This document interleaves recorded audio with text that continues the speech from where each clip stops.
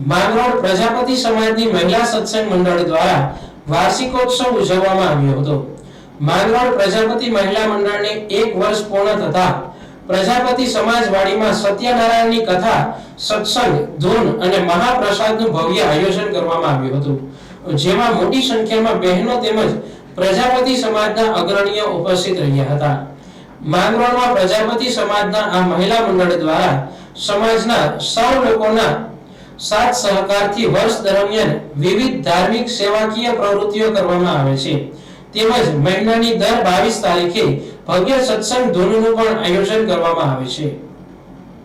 શ્રીબાઈ માતની જય, ઘનશ્યામ મહારાજની જય। આજે મને ઘણો ગર્વ અનુભવ થાય છે કે આજે અમારા પ્રજાપતિ સમાજની ભાઈઓ તથા બોડો સમાજમાં મોટી મહિલાઓ તથા બાળકો અને વડીલોના તમામ સાથ અને સહયોગથી અમે અમારા મંડળનું આજે 1 વર્ષ પૂરું થયું છે।